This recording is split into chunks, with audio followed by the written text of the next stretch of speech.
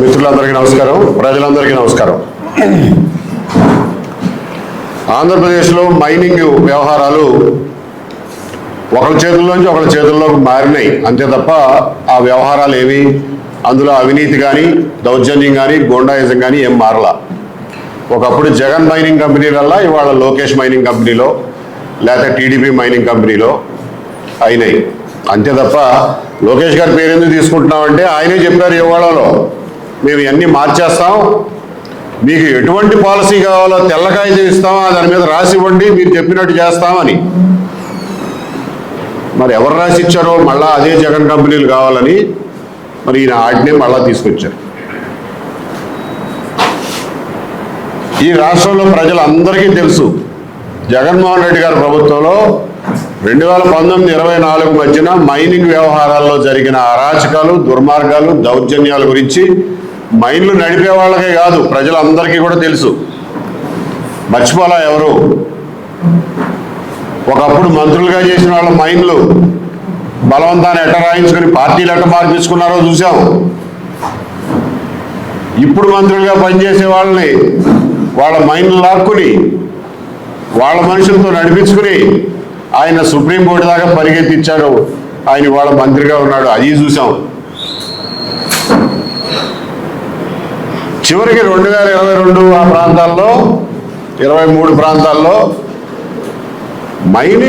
మైన్లు ఎవరికైనా లైసెన్స్ ఇస్తే వాళ్ళ దగ్గర సేనరేజ్ వసూలు చేస్తారు.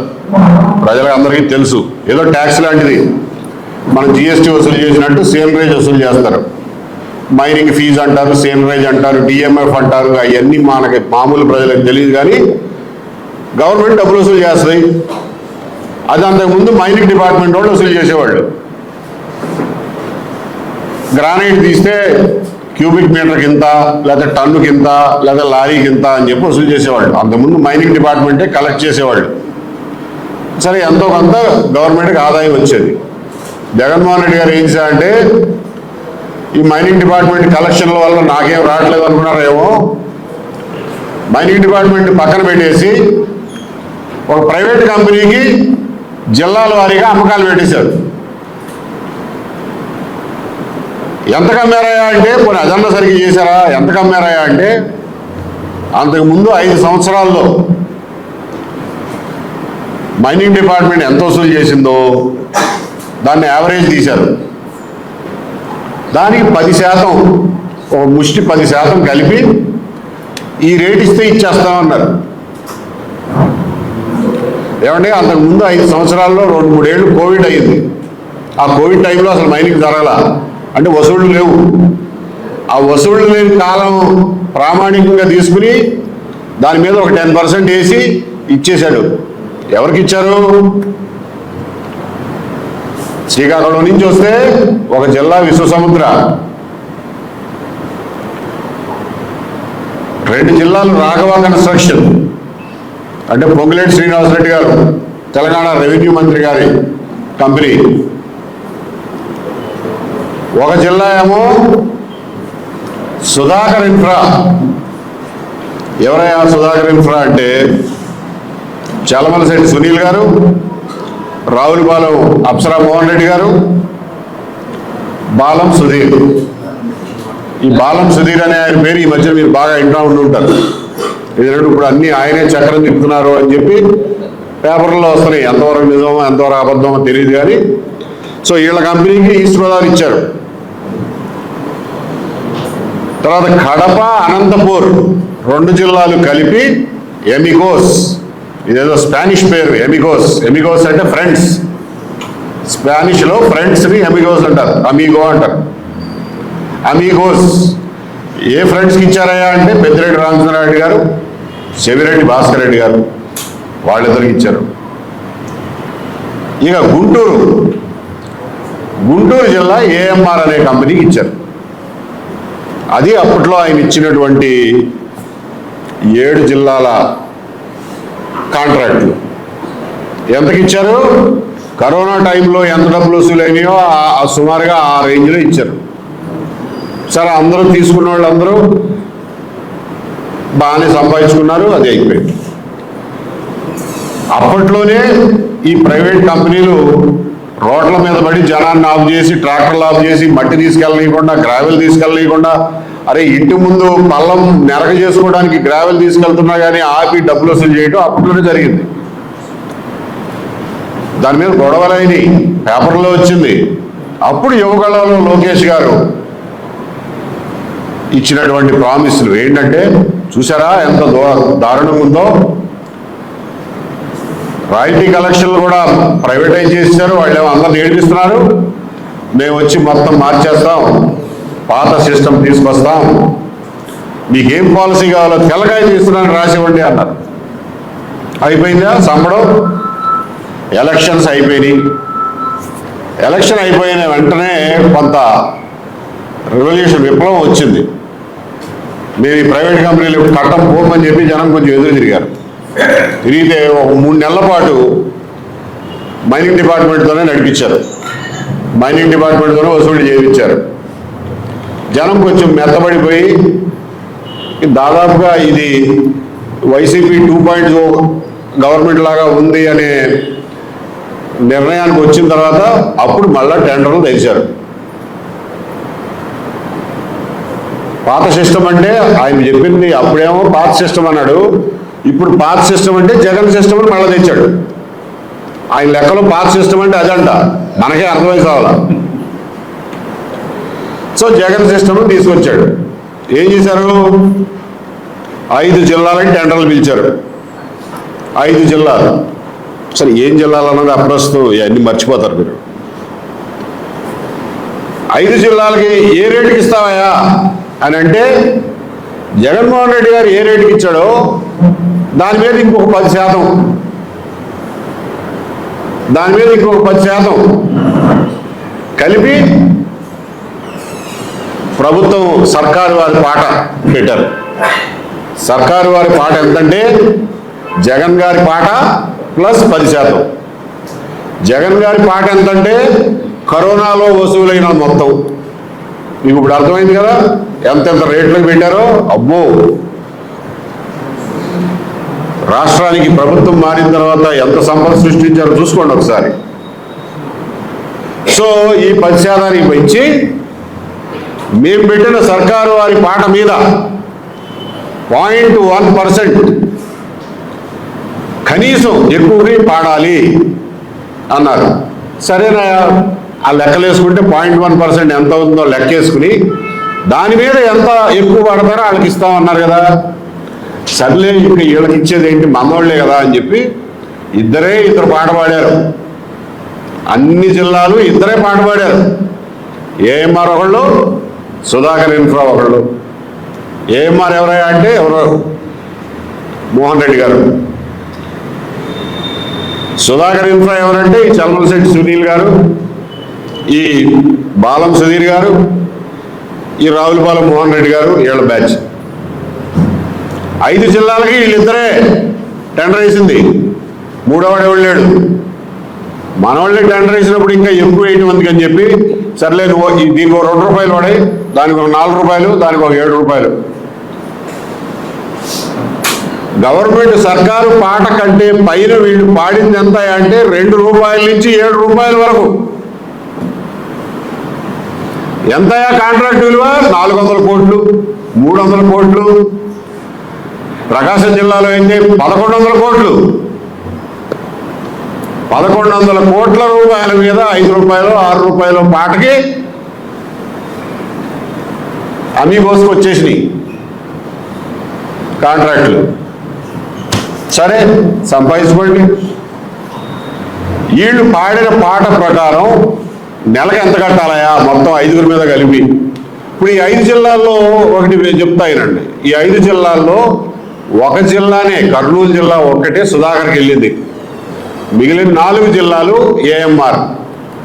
అంతకుముందు విశ్వసముద్ర, రాఘవ ఉండేవి, అవి ఏమైపోయినాయి తెలీదు. ఆ ఏఎంఆర్ అనే ఆయన మొత్తానికి మనకి బాగా అనువుగా ఉన్నారేమో. 4 జిల్లాలు ఆయనకి ఇచ్చారు, 1 జిల్లా సుధాకర్కి ఇచ్చారు. ఇక మొదలైంది తంతు. అసలు రెడ్ బుక్ అంటే ఏంటో ఇప్పుడు చూపిస్తున్నారు. ఏంటంటే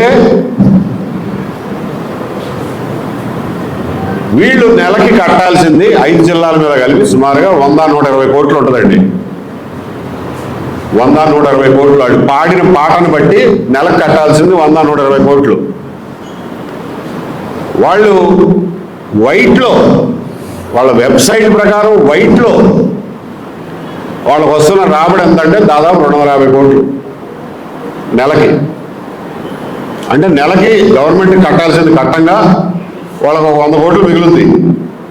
అది కాంట్రాక్టు, అది సంపద సృష్టి. ఓకే, సరే ఈ 120 కోట్లన్నా కడుతున్నారా అంటే అది కూడా కట్టట్లా, మనవాళ్లేగా.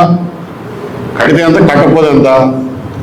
ఈ 120 కోట్లలో 150 కోట్లలో ఒక 60-70 కోట్లు గవర్నమెంట్ పనులు, రోడ్లు వేయడానికి, బ్రిడ్జిలు కట్టడానికి, మేము గ్రావెల్ సప్లై చేస్తున్నాం, మెటల్ సప్లై చేస్తున్నాం అని చెప్పి దాని కింద మినాయించేసుకుంటున్నారు. గవర్నమెంట్ పనులకు సప్లై చేస్తున్నాం అని చెప్పి.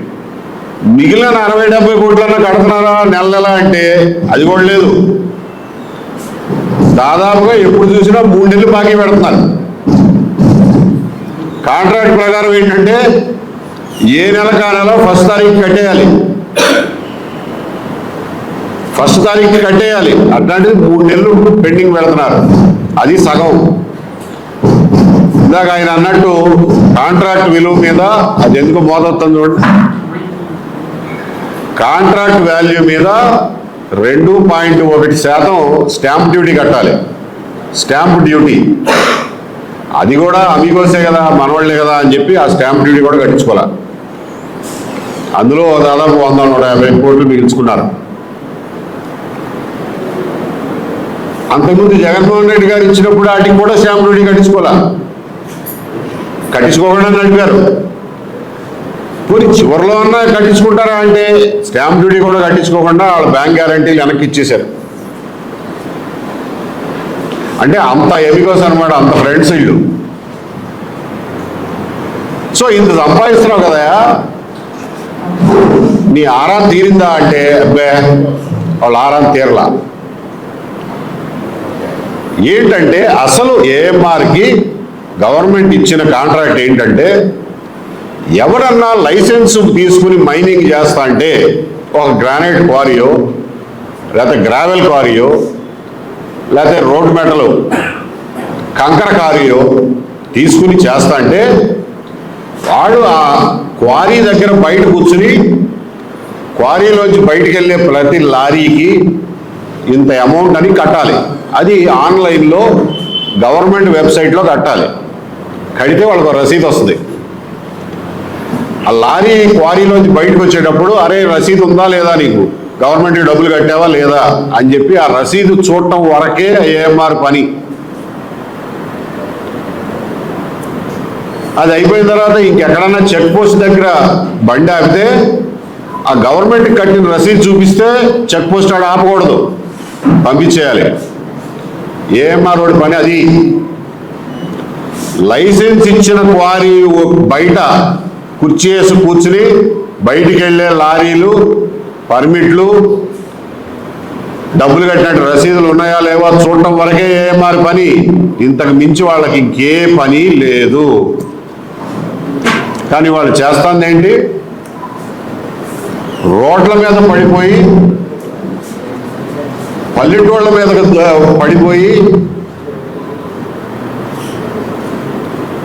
ఏం వ్యాన్లు అయ్యి బొలేరోలు వేసుకుని రౌడీలు మంచి దిట్టంగా ఉంటారు. ఒకడు వాళ్ళందరూ జగన్మోహన్ రెడ్డి గారి టైం నుంచి అదే వృత్తిలో ఉంటారు.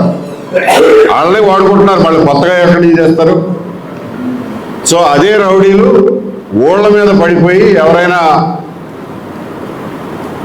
చెరువులోంచి మట్టి తెచ్చుకుంటున్నా, లేకపోతే పొలంలోంచి మట్టి తెచ్చుకున్నా, లేకపోతే ఊళ్ళో పక్కన గుట్టగాడ మొరం ఎత్తుకుని ఇంటి ముందు మెరక చేసుకోవడానికి వచ్చిన వాళ్ళని ఆపి, ట్రాక్టర్ని ఆపి ఇంత కట్టాలి అని చెప్పి అక్కడ నుంచోబెట్టి మరీ వసూలు చేస్తున్నారు. చూశారు కదా ఇందాక. మన గ్రామాల్లో ప్రజలేమో అమాయకులు. వాళ్ళకి ఎదురు తిరగడం రాదు, ప్రశ్నించడం రాదు. ప్రశ్నిస్తారు కానీ ఆడేదో చెప్తాడు, అయిపోద్ది. ఆ డబ్బులు కట్టేసి పోలేరా అని చెప్పి వచ్చేస్తున్నారు. నేను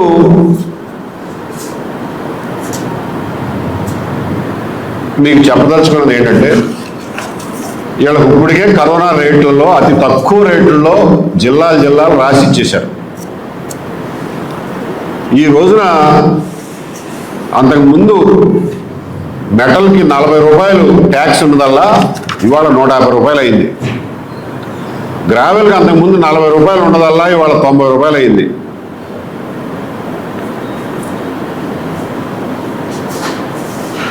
గ్రానైట్ అంతకుముందు క్యూబిక్ మీటర్కి 3000 ఉండేదల్లా ఇవాళ 5000 6000 అయింది. అంటే ఏమి చేయకుండా గవర్నమెంట్ ఇచ్చిన కాంట్రాక్టు వరకు వారి బయట కూర్చుని ఆ డబ్బులు వసూలు చేసుకున్నా కానీ వాళ్ళకి డబల్ ఎంతకు పాడారో అంతకంత మిగులుద్ది. కానీ వీళ్ళు రోడ్ల మీద పడి జనాన్ని మీద పడి దోచుకోవడానికి కూడా అలవాటు పడిపోయారు. ఇవాళ ఏ స్థాయిలో ఉన్నారంటే వీళ్ళు 2025లో ఒకసారి ఈ ప్రకాశం జిల్లాలో బాగా విప్లవం వచ్చి వాళ్ళ చెక్ పోస్టులు వాళ్ళ బూతులు అన్ని కింద పడేస్తే 3 మంత్రులు వెళ్ళారు రాజీ చేయడానికి. 3 మంత్రులు కూర్చొని రాజీ చేశారు ఏఎంఆర్కి గ్రానైట్ కంపెనీలకి. ఏమని రాజీ చేశారా అంటే, గవర్నమెంట్కి కట్టాల్సింది వేరు, మాకు కట్టాల్సిన క్యాష్ వేరు అని చెప్పి రాజీ చేశారు. రాజీ చేసి మార్టూరులో, ఒంగోలులో గ్రానైట్ కంపెనీల వాళ్ళతోటి మెమరాండమ్ ఆఫ్ అండర్స్టాండింగ్, సంతకాలు ఉండవు వీటికి, అన్అఫీషియల్గా మెమరాండమ్ ఆఫ్ అండర్స్టాండింగ్ ఒకటి రాపించారు. అంటే నువ్వు గవర్నమెంట్కి కట్టాల్సింది ఏంటి, వీళ్ళు ఈ గ్రానైట్ కటింగ్ ఇండస్ట్రీ ఉంది. గ్రానైట్ కటింగ్ ఇండస్ట్రీలో సింగిల్ బ్లేడ్కి అయితే 35,000, మల్టీ బ్లేడ్కి అయితే 70,000 అని చెప్పి గవర్నమెంట్ వసూలు చేస్తుంది. అది కాకుండా ఇవాళ సింగిల్ బ్లేడ్ లేవు, అన్ని మల్టీ బ్లేడ్లే. గవర్నమెంట్కి కట్టే 70,000 కాకుండా మాకు 80,000 కట్టాలి, కడితేనే మిమ్మల్ని నడపనిస్తాం అని చెప్పి ప్రతి ఒక్కళ్ళ దగ్గర 80,000కి ఎంఓఏలు చేసుకున్నారు. ఒంగోలు మిల్లులతోనూ మార్టూరు మిల్లులతోనూ. వాళ్ళు ఏం చేస్తారు, వ్యాపారం చేసుకునే వాళ్ళు. 3 మంత్రులు వచ్చి పంచాయతీ చేస్తే వాళ్ళు కాదనే శక్తి అలగాడుంది. ఇవాళ కట్టుకుంటున్నారు, వాళ్ళు ఈ లెక్కలో కట్టుకుంటున్నారు. ఇది కాకుండా మళ్ళా ఫినిష్ గూడ్స్ మీద టన్నుకు 1400. అసలు ఇది ఒక రకం కాదు. సరే, వాళ్ళు లైసెన్స్ తీసుకుని వ్యాపారం చేసేవాళ్ళు. పల్లెటూరులో చెరువులో మట్టి తీసుకొచ్చేవాడికి నా మీద దౌర్జన్యం ఏంటాయా ఇది ఎక్కడ న్యాయం? ఇది ఇట్లా ఉంటే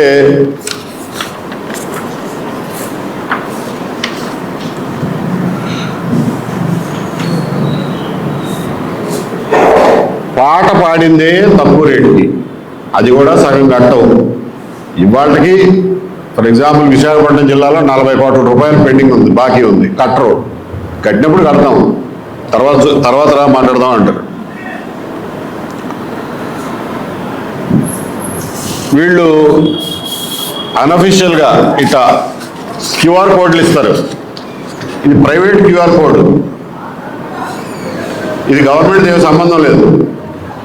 క్యాష్ వసూలు చేసి వాడే క్యూఆర్ కోడ్ ఇచ్చుకుని వేరే చెక్ పోస్ట్ దగ్గర ఎవరైనా ఆపితే ఈ క్యూఆర్ కోడ్ చూపిస్తే పంపిస్తాడు. ఇది పరిస్థితి. ఇట్లా ఉందండి అని చెప్పి వాళ్ళ ఆఫీసరే రాశాడు. ఎప్పుడిది?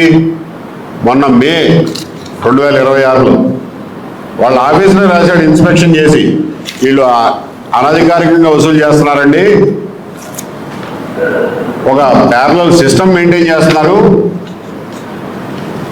గవర్నమెంట్ వెబ్సైట్ వేరు, ఆడి వెబ్సైట్ వేరు, గవర్నమెంట్ కట్టే డబ్బులు వేరు, ఇళ్ళకి కట్టే డబ్బులు వేరు. అంటే మెక్డొనాల్డ్ మూర్తి గారి లాగా తనదంటూ ఒక ప్రపంచాన్ని సృష్టించుకున్నారు వీళ్ళు. వాళ్ళ వసూళ్లు వేరు, వాళ్ళ వ్యవస్థ వేరు, ప్యారలల్ వ్యవస్థ అన్నమాట. సమాంతర వ్యవస్థ. ఈ రోజున రౌడీలు, గుండాలు, దుర్మార్గులు, దౌర్జన్యం చేసేవాళ్ళు ఇవాళ ఒక సమాంతర పరిపాలనా వ్యవస్థ నడుపుతున్నారు ఈ రాష్ట్రంలో. అది మనం గుర్తుపెట్టుకోవాల్సింది.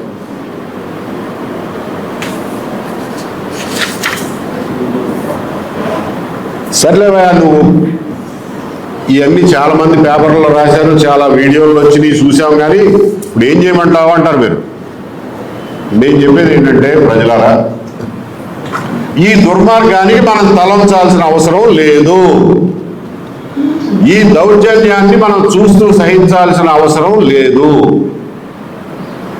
మనకి ఎదుర్కోవడానికి, దీనికి ఎదురు తిరగడానికి, వాళ్ళని పక్కకు తోసేయడానికి మనకు పూర్తి హక్కులు రాజ్యాంగం ఇచ్చింది, చట్టం ఇచ్చింది అని చెప్పి ప్రజలకు తెలియజేయడం కోసమే ముఖ్యంగా ఈ ప్రెస్ కాన్ఫరెన్స్. ఈ రోజున ఏమనుకుంటున్నారంటే పాలకులు కానీ, ఈ సంపద సృష్టికర్తలు కానీ, ఈ ఏఎంఆర్లు కానీ ఏమనుకుంటున్నారంటే మనం ఏం చేసినా చెల్లిపోద్ది, ప్రజల నోట్లో నాలుగు లేని వాళ్ళు, పోలీసులు మన దగ్గరే ఉన్నారు, మైనింగ్ డిపార్ట్మెంట్ మన దగ్గరే ఉంది, మీడియా మన చేతుల్లోనే ఉంది, జగన్మోహన్ రెడ్డి గారు కూడా మన చేతుల్లోనే ఉన్నాడు. మనకి ఏంటి భయం? ఇంకా ఎవడు మనకు అడ్డొచ్చేది అనే పరిస్థితిలో ఉన్నాం. జగన్మోహన్ రెడ్డి గారి చేతుల్లో ఉన్నాడు. ఎందుకు అంటున్నాం అంటే, ఈ కంపెనీలన్నిటికీ ముందిచ్చి అలవాటు చేసింది ఆయన, ఒకటి. రెండు, అదే దుర్మార్గాన్ని వాళ్ళు కంటిన్యూ చేస్తా అంటే ఆయన ఒక్క ప్రెస్ కాన్ఫరెన్స్లో మాట్లాడు. సాక్షిలో ఎప్పుడో ఒకసారి తూతు మంత్రంగా రాసి వదిలేస్తారు. దాని మీద ఏ క్యాంపెయిన్ ఉండదు. గప్చిప్గా కూర్చున్నారు అందరూ. ఎంతసేపు ఏమి ఉపయోగం లేని సంవత్సరం కింద జరిగిన డిఎస్సి గురించి రోజు రాస్తూనే ఉంటారు. దాని మీద వృద్ధులతో జంజీ పోరాటాలు చేస్తూనే ఉంటారు. ఈ మాత్రం మాట్లాడరు. ఎందుకంటే ఇందులో వాటా వస్తుంది కాబట్టి. లేదా ఎందుకు మాట్లాడరు? మీకు బాధ్యత లేదా ప్రతిపక్షంగా? ఎందుకు మాట్లాడరు మీరు? గ్రామాల్లో ఇంత దుర్మార్గం జరుగుతుందంటే ఎందుకు ఆపరు? ఆత్మని ఎందుకు చెప్పరు? కాబట్టి వాళ్ళ ప్రజలు మనంతట మనమే దాన్ని ఆపాల్సినటువంటి అవసరం ఉంది. దీనికి కావలసినటువంటి సామగ్రి, మానసిక సామగ్రి మీకు ఇవ్వడం కోసమే ఇవాళ ప్రెస్ కాన్ఫరెన్స్. ప్రజలారా, ఏఎంఆర్ కంపెనీకి ఇచ్చినటువంటి కాంట్రాక్టు టెండర్ కాగితం ఇది. అందులో దాని నెంబర్ ఎంత? 11.4. గుర్తుపెట్టుకోగలిగితే గుర్తుపెట్టుకోండి. 11.4 టెండర్లో 11.4. 11 అంటే జగన్మోహన్ రెడ్డి గారు గుర్తొస్తారు. 4 అనేది గుర్తుపెట్టుకోండి. 11.4 టెండర్. ఆ రూల్ ప్రకారం నువ్వు నా దగ్గర వసూలు చేయడానికి వీల్లేదు, పోరా అనండి. లేదంటారా? ఇంకా సులభంగా గుర్తుపెట్టుకునే చెప్తా. 10G. ఏంటి ఇంత పెద్ద పుస్తకం? Mining rules. మైనింగ్ రూల్స్లో 10G. గ్రామాల్లో 10G అంటే అందరికి తెలుసు, గుళికలు. 10G గుళికలు వేస్తారు, గుర్తుందా? లద్ది పురుగులకి మొగుల్లో వేసేవాళ్ళం, ఇప్పుడు తగ్గించారు. 10G గుళికలు గుర్తుపెట్టుకోండి. 10G మైనింగ్ రూల్స్ గుర్తుపెట్టుకోండి. ఇంకొకటి ఏమో 11.4 వీలుంటే గుర్తుపెట్టుకోండి. వీటి ప్రకారం నువ్వు వసూలు చేయడానికి వీల్లేదు, పోరా అనండి. లేదు వాడు ట్రాక్టర్ ఆపి నువ్వు డబ్బులు కడితే తప్ప ముందుకు వెళ్ళనివ్వను అని అంటే ఆయన్ని పక్కకు తోసేసి ట్రాక్టర్ను ముందుకు తీసుకెళ్ళండి. మీకు చట్టపరమైన రక్షణ ఉంది, చట్టపరమైన హక్కు ఉంది, రాజ్యాంగపరమైన రక్షణ ఉంది అని తెలియజేస్తున్నా.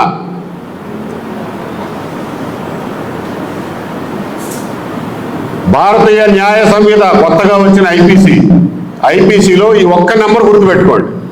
34 BNS లో 34. ఆ నెంబర్ గుర్తుపెట్టుకోండి చాలు. ఎవరైనా పోలీసు వాళ్ళు వస్తే తర్వాత వచ్చి ఆయన పక్కకు దోసావంట, ఎందుకు దోసావు, నీకేం హక్కు ఉందంటే 34 అని చెప్పండి పోలీసు వాడికి. 34 ఏం చెబుతాయా అంటే చెప్తా, ఏం చెబుతావు రాసి ఉండదు చెప్తా. Nothing is an offense which is done in the exercise of the right of private defense. Nothing is an offense which is done in the exercise of the right of private defense. తెలుగులో చెప్పాలంటే ఆత్మరక్షణార్థం చేసిన ఏ పని కూడా నేరం కాదు. ఆత్మరక్షణార్థం చేసిన ఏ పని కూడా నేరం కాదు. అందులో సెక్షన్ 35 ఏం చెబుతుందంటే ఆత్మరక్షణ అంటే కేవలం శరీరం రక్షణే కాదు, ఆస్తి రక్షణ కూడా ఆత్మరక్షణ కిందే వస్తుంది. మీకు ఈ సెక్షన్లన్నీ గుర్తుపెట్టుకోలేరు కానీ 34 గుర్తుపెట్టుకోండి. ఎవరన్నా వస్తే 34 అని చెప్పండి చాలు. వాడు చేసేది ఇంత నేరం అంటే ఏఎంఆర్ వాడు చేసేది పల్లెటూరులో మీ మట్టి ట్రాక్టర్ ఆపినాడు అతను సెక్షన్ 126(1), 308(1), 309 సెక్షన్లను అతిక్రమిస్తున్నాడు. Wrongful restrain, extortion, attempt to robbery, ఇది దోపిడీ. చట్టం ప్రకారం వాడు చేసేది దోపిడీ, రాబరీ, దొంగతనం, ఎక్స్టార్షన్.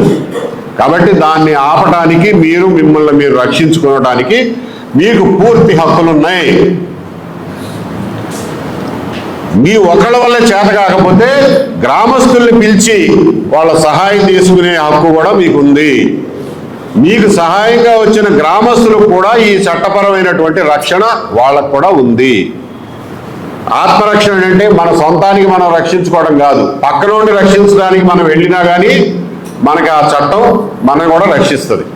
ఇది చట్టం చెప్పేది. ఏమారాడు గనక ఏ గుండాగాడు పల్లెటూరులో ట్రాక్టర్ ఆపినా వాడిని పక్కకు దోసేసి ట్రాక్టర్ ముందు నడిపించండి, మీకు పూర్తి రక్షణ ఉంది చట్టపరంగా. కొన్ని ఏఎంఆర్ఓలు కాకుండా ఎవరినో పంపించి నేను పంచాయతీ ఆఫీసర్నో లేకపోతే పక్క గ్రామ విఆర్ఓనో ఇంకొకటో అంటే మాత్రం కొంచెం ఆలోచించండి. ఓహో, ఈయన గవర్నమెంట్ ఆఫీసర్ రూపంలో వచ్చాడనమాట. వస్తే 2 విషయాలు గుర్తుపెట్టుకోండి. అయ్యా మీరు గవర్నమెంట్ ఆఫీసర్ అంటున్నారు కదా, మీ ఐడి కార్డు చూపించండి, మీ పేరు చూపించండి, అదొకటి తీసుకోండి. మీరు ఏ పని మీద వచ్చారు? నేను చెరువులో మట్టి తెచ్చుకుంటున్నా. చెరువులో మట్టి తెచ్చుకోకుండా ఆపాల్సింది ఎవరు? రెవెన్యూ వాళ్ళు ఆపాలి. వేరే వాళ్ళకి ఏమి చెరువు మీద అధికారం లేదు. చెరువులో మట్టి తెచ్చుకుంటా అంటే మైనింగ్ కూడా రావడానికి వీల్లేదు, లేకపోతే పోస్ట్ మ్యాన్ రావడానికి వీల్లేదు. పోస్ట్ మ్యాన్ వచ్చి ఆపితే మీరు ఆగాల్సిన పని లేదు. వాళ్ళు 2 కండిషన్లు ఉంటాయి గవర్నమెంట్ ఆఫీసర్లు మన మీద అధికారం చెలాయించడానికి. వాళ్ళు వాళ్ళ ఆఫీసు పని వాళ్ళకి అప్పచెప్పిన డ్యూటీ అయితేనే మన మీదకి రావాలి. ఎవడు పడితే వాడు మన మీదకి రావడానికి వీల్లేదు. అప్పచెప్పిన డ్యూటీ అయితేనే మన మీదకి రావాలి. ఇన్ గుడ్ ఫెయిత్, సరైనటువంటి ఆలోచనతో మన దగ్గరికి రావాలి తప్ప గవర్నమెంట్ ఆఫీసర్ వచ్చి 500 కట్టే ఏఎంఆర్ఓడికి ట్రాక్టర్ పోనిస్తాను అని అంటే it is not in good faith. అటువంటి గవర్నమెంట్ ఆఫీసర్ మాట వినాల్సిన అవసరం కూడా లేదు. బట్ ఎనీవే, కంగారు పడమాకండి, గవర్నమెంట్ ఆఫీసర్లు ఎవరు రారు. ఇంత దుర్మార్గంలో డైరెక్ట్గా పాలు పంచుకోవడానికి ఏ గవర్నమెంట్ ఆఫీసర్ రిస్క్ తీసుకోడు. మీరైతే వీడియో తీసి పెట్టుకోండి. ఎవడన్నా వస్తే ఏఎంఆర్ వస్తే కనుక పక్కకు తోసేసి ట్రాక్టర్ పట్టుకెళ్ళండి. వాడు ఇంకా 4-5 గుండాలతో వస్తే ఊళ్ళో వాళ్ళందరినీ జమ చేసి 4-5 కట్టేసి 100కు ఫోన్ చేయండి, లేకపోతే తీసుకెళ్ళి పోలీస్ స్టేషన్లో అప్పచెప్పండి. ఒక కాగితం మీద రాసి ఇవ్వండి ఏమేమి జరిగిందో, సరిపోద్ది. మీకు ఏమి కాదు. ఇది మీరు పూర్తిగా మీ హక్కులకు లోబడి చేస్తున్నటువంటి పని. మీకు ఏ రకమైన ఇబ్బంది వచ్చినా నేను చెప్పినటువంటి ఆ ఫోన్ నెంబర్ ఏదైతే ఉందో, దాని నెంబర్ ఎంతండి, ఇందాక ఇచ్చాం కదా ఫోన్ నెంబరు, ఆ ఫోన్ నెంబర్కి ఫోన్ చేయండి. మేము వస్తాం, మీతో పాటు నుంచుంటాం, ఖచ్చితంగా మీకు ఎటువంటి ఇబ్బంది మీకు పోలీసులు కానీ ఇంకొకళ్ళు కానీ కలగనీయకుండా చూస్తాం, మీ హక్కుల్ని రక్షిస్తాం. మిత్రులారా, ఈ గుండాగాళ్ళు ఏదో పెద్ద రౌడీలు, వీళ్ళు ఏదో పోటుగాళ్ళు అని భయపడమాకండి. వీళ్ళంతా మనీలో బ్రహ్మానందం లాంటి గుండాగాళ్ళు. బయటికి చెప్పుకుని తిరగడమే. ఒక ఆటోలో వేసుకుని బ్రహ్మానందం ఎట్టయితే అటు ఇటు తిరుగుతూ ఉంటాడో, వీళ్ళు ఒక బొలెరో వేసుకుని తిరుగుతున్నారు. ఎవడరా నువ్వు నా బండి ఆపడానికి నువ్వెవడరా అని చెప్పి ఎదురు తిరిగి అడగండి, తోక ముడిచి పారిపోతారు.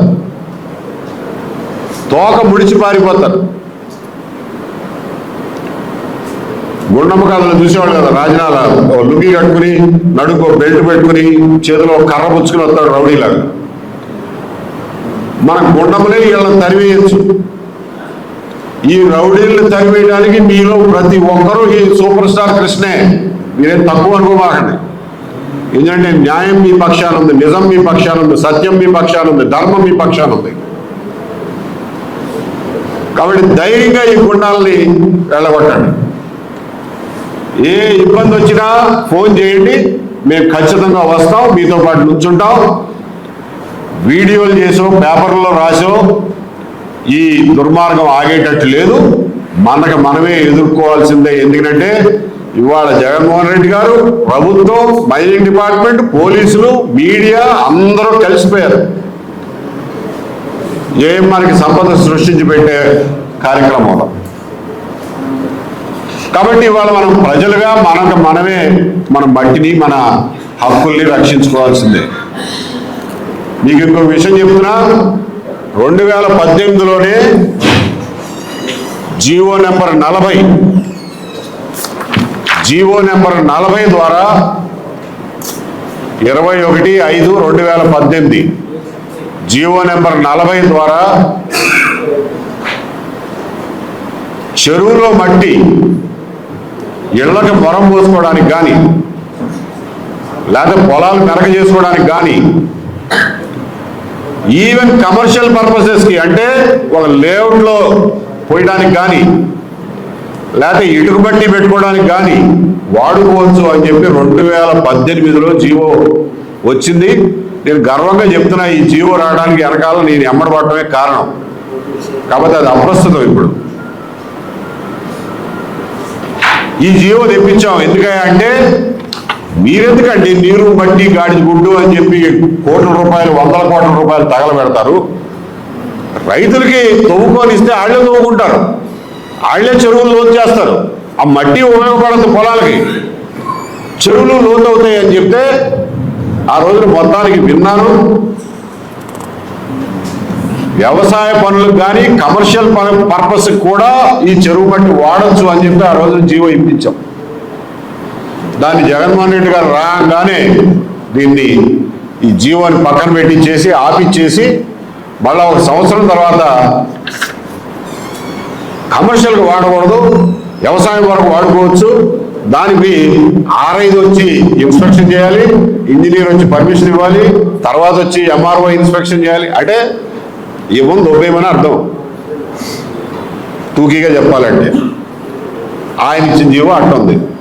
తర్వాత సంవత్సరం అదే దుర్మార్గం కంటిన్యూ చేస్తూ వచ్చారు. మళ్ళీ ఈ గవర్నమెంట్ వచ్చిన తర్వాత 2025లో నాకు తెలిసినంత వరకు జీవోని పునరుద్ధరించారు. కాబట్టి ఇవాళ నైతికంగా, చట్టపరంగా, జీవోపరంగా చెరువులో మట్టి తీసుకునే హక్కు ప్రతి గ్రామస్తుడికి ఉంది. ఆ హక్కును ఉపయోగించుకోండి.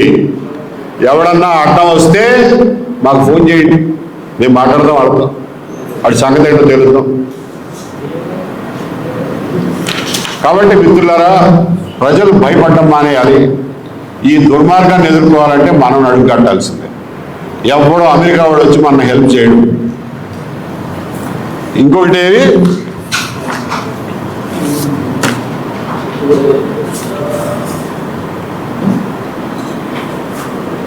ఆంధ్రప్రదేశ్ ప్రజలకు ఒక విషయం మనం చేయదలుచుకున్నాం. జేడిబి గ్రిబుల్ అని ఒక ఇంగ్లీష్ ఆయన, ఏదో అడ్మినిస్ట్రేషన్లో ఉండేవాడు అప్పట్లో. ఆయన ఒక పుస్తకం రాశాడు, హిస్టరీ ఆఫ్ ది డెక్కన్ అని.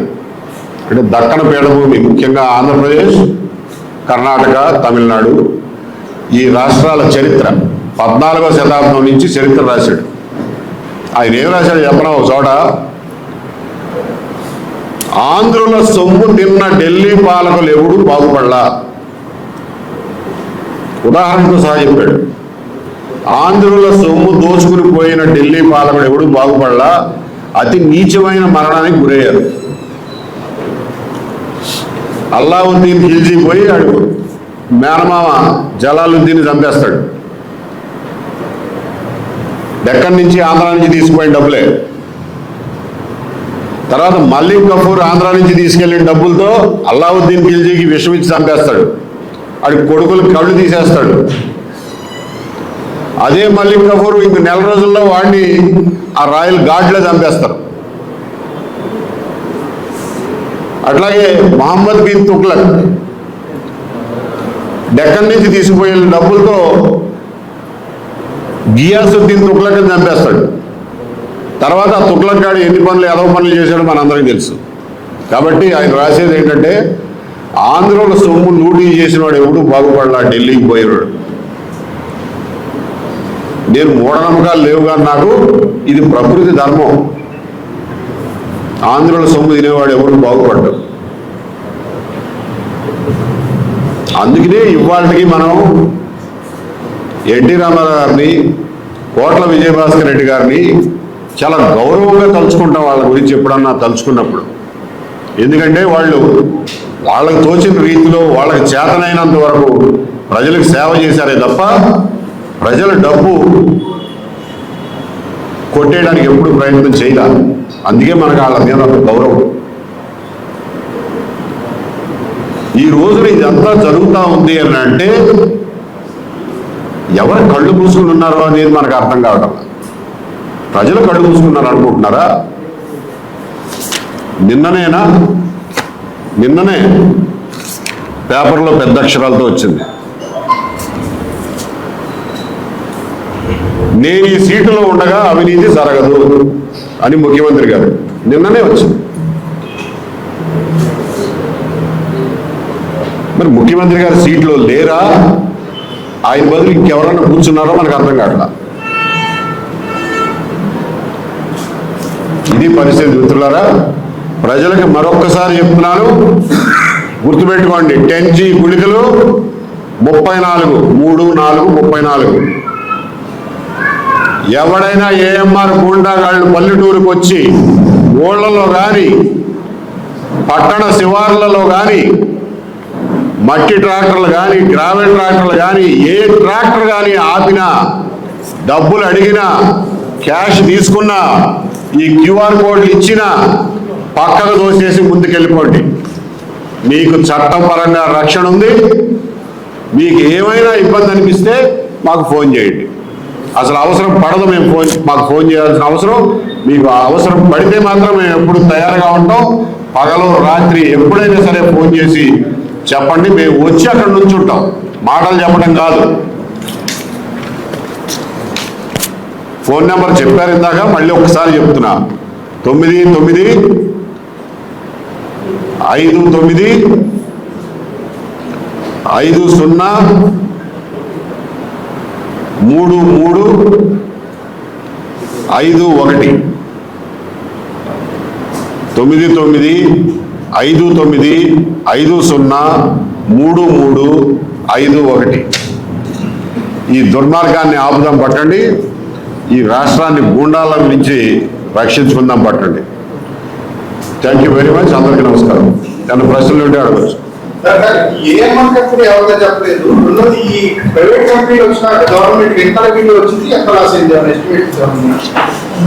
చెప్పాగా ఇప్పుడు కరోనా మీద 10% జగన్మోహన్ రెడ్డి గారి పాట, జగన్మోహన్ రెడ్డి గారి పాట మీద 10% సర్కారీ పాట, అంతే వస్తుంది. ఇంకెక్కడ వస్తుంది?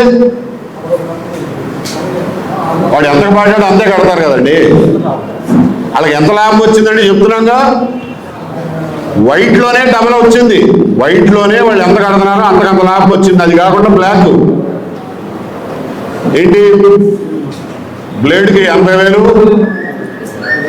ఊళ్ళల్లో పడి వసూలు చేసేది, మళ్ళీ టన్నుకు 1400. అంతు పంతు లేదు.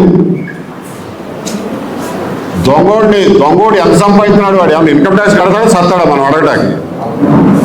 కరెక్ట్ లెక్క తెలవదు, ఏదో సుమారుగా చెప్పగలం. అది ఎవరో మోహన్ రెడ్డి ఎవరో ఉందండి, పేరు గురించి నాకు మనిషి మహేష్ రెడ్డి గారు అంట. మహేష్ రెడ్డి గారు ఏఎంఆర్ వాళ్ళు వసూలు చేస్తున్నారండి. మంత్రులు ఏముంది పాపం, రేపు వెళ్ళి విజయ డైరీ చైర్మన్ కాడ రిజిగ్నేషన్ లెటర్ పట్టారా అంటే పట్టుకొస్తారు. మన ఏఎంఆర్ కదా ఇబ్బంది వచ్చిన గొడవ అవుతుందండి, వెళ్ళి కూర్చొని సెటిల్ చేయండి అంటే వెళ్ళి అక్కడ ఎంఓయూలు రాపించి వస్తారు.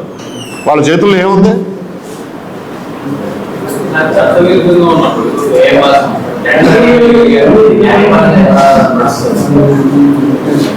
ఎవరో వేశారండి ఒక రిట్ పిటిషన్, పిఏఎల్ వేశారు. అది ముందుకి వెనక్కి నడుపుతుంది హైకోర్టులో. కౌంటర్లు వేయరు, డేట్ దాటించేస్తారు, అసలు రీచ్ అవ్వనివ్వరు.